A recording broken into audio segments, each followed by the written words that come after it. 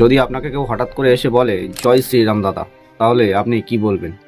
হয়তো আপনি অনায়াসে বলে দেবেন তাকে জয় শ্রীরাম। হ্যাঁ, অবশ্যই বলাও উচিত। সেটা যদি হয় ধর্মের নামে, ঠাকুরের নাম নিয়ে যদি সত্যি সত্যি ধর্মের নাম করে জয় শ্রীরাম বলা হয় তাহলে কোনো অসুবিধা নেই, সেটা আমিও বলবো, 100 বার বলবো। কিন্তু যদি সেটা রাজনীতি নিয়ে এসে বলা হয়, রাজনীতির নাম করে, জয় শ্রীরামের নাম করে রাজনীতি উদ্দেশ্য করে এসে বলা হয়, তাহলে আপনি কি করবেন?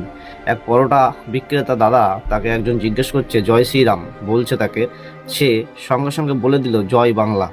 তাকে সঙ্গে সঙ্গে সেই জিজ্ঞেস করা ব্যক্তিটি যখন বলল আপনি জয় শ্রীরাম বলবেন না, জয় বাংলা বললেন, তখন সে ভালো একটা উত্তর দিয়েছে।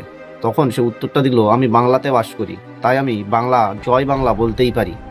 আমি তো আমেরিকাতে বাস করি না, বা আমি তো অন্য কোনো দেশে বাস করি না, বা অন্য কোনো রাজ্যে বাস করি না, আমি বাংলাতে বাস করি, তাই আমি জয় বাংলা বলতেই পারি।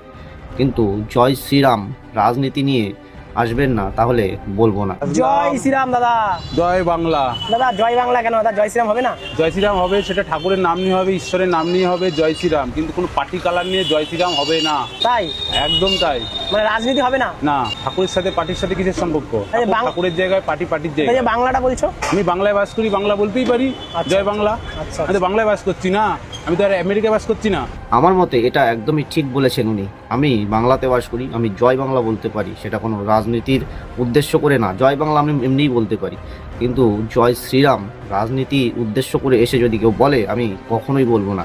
যদি সত্যিই দেবতার নাম করে, ভগবান জয় শ্রীরামের নাম করে, ধর্মের পথে এসে সে যদি আমাকে জয় শ্রীরাম বলে, তাহলে আমি অবশ্যই তাকে ফিরিয়ে জয় শ্রীরাম বলবো। আপনার মতে কি বলে সেটা অবশ্যই কমেন্টসে জানান।